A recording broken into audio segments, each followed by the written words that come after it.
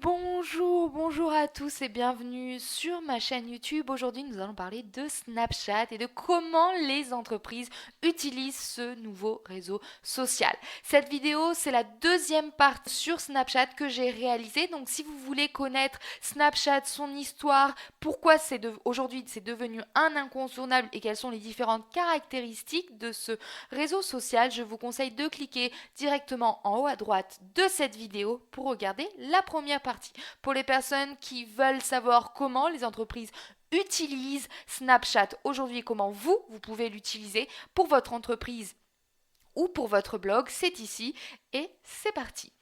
Comment les entreprises utilisent cette plateforme? Il y a plusieurs façons d'être présent sur ce réseau social-là. Sur votre écran, vous pouvez voir qu'il y a de grandes entreprises qui ont un compte utilisateurs. On a IBM par exemple, des journaux, des magazines, BuzzFeed, Cosmopolitan, Le Télégraphe, des clubs de foot, des clubs de sport comme le FC Barcelone ou encore la Maison Blanche. Toutes ces entreprises-là ont du contenu et postent régulièrement, c'est-à-dire tous les jours, plusieurs fois par jour, des snaps, des vidéos, des messages pour leur communauté. Si vous n'avez pas autant de contenu que ces entreprises, vous pouvez toujours utiliser Snapchat et créer des feeds. On verra ça dans cette vidéo. Si vous avez du budget et vous voulez faire plus de publicité sur les réseaux sociaux, vous pouvez toujours être présent dans la partie Discovery qu'on a vu dans la vidéo 1 et on n'en parlera pas dans cette vidéo, mais sachez que c'est possible et si ça vous intéresse, on fera une autre vidéo là-dessus. On va se concentrer sur les deux premiers points aujourd'hui en commençant par avoir un compte utilisateur. J'ai décidé de prendre l'exemple du Figaro. Pourquoi? Parce que le Figaro a une audience vieillissante. Les journaux ont du mal à passer au numérique, ont du mal à rentabiliser économiquement leur contenu. Le Figaro a trouvé que Snapchat était une application pour faire une cure de rajeunissement, tant du point de vue du lectorat que du packaging de l'information. Il s'agit de faire donc des flash vidéos qui durent entre 1 minute et 1 minute 30 le matin et le soir. C'est une revue décalée de l'actualité qui peut paraître un peu inhabituelle pour le quotidien. Ce qui est intéressant dans la façon de faire du Figaro, c'est qu'ils demandent de l'engagement à leur communauté. Comment? En posant des questions. En ce moment, c'est les soldes. Le community manager du Figaro va demander comment on va acheter. Est-ce qu'on va acheter en boutique? Est-ce qu'on va acheter en ligne?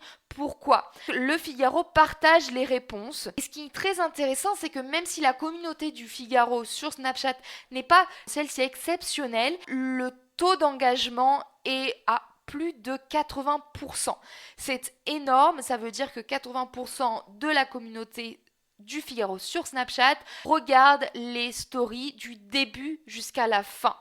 Donc passe 1 minute 30 avec le Figaro le matin et le soir. C'est une nouvelle façon de communiquer. On est sur du contenu 1 à 1, marketing 1 à 1.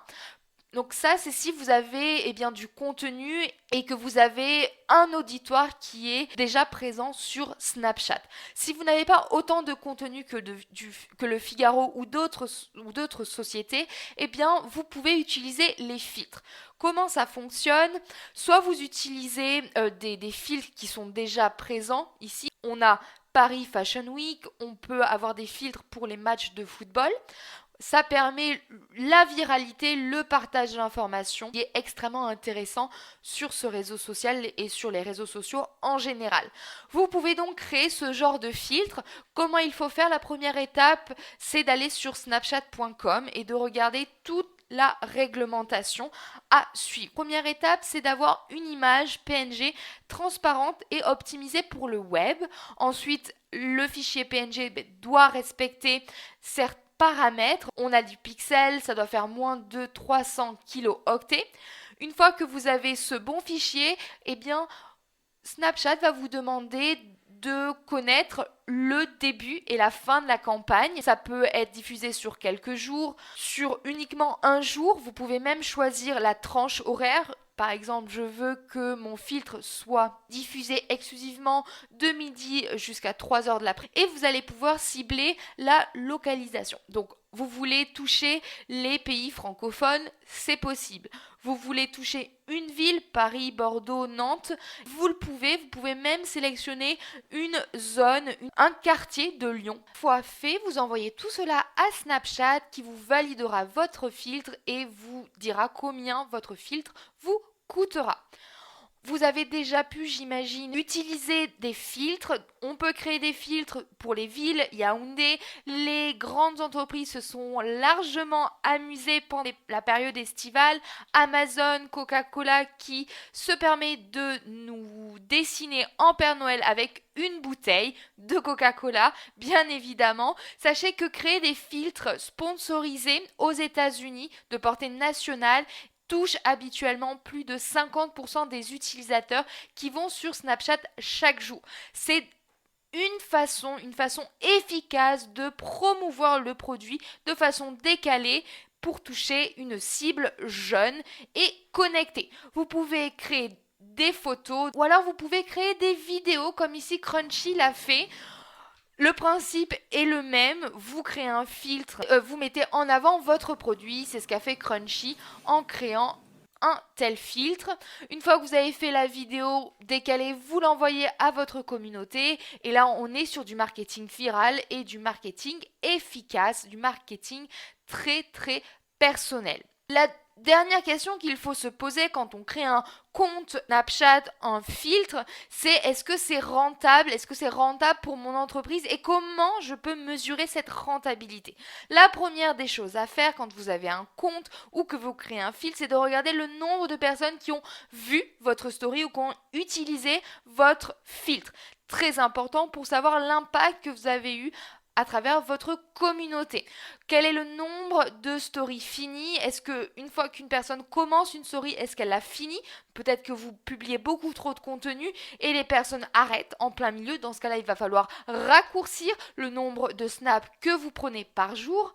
Le taux de complétude, est-ce qu'une personne complète toutes les stories?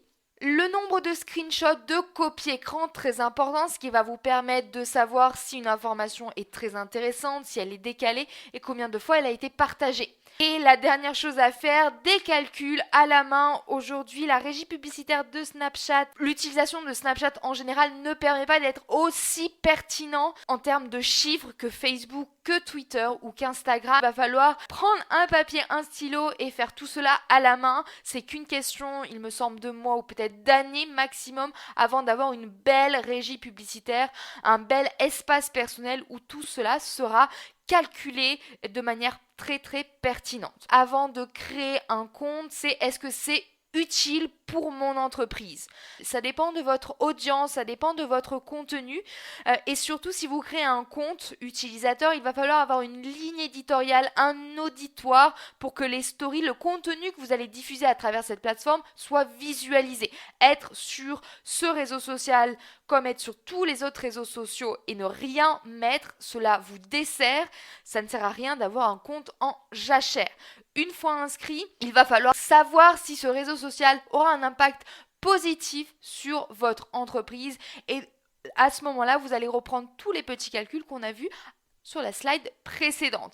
Donc c'est ce qu'on a vu aujourd'hui. Aujourd'hui, on a parlé de Snapchat et des entreprises, comment vous pouvez commencer une stratégie sur ce réseau social.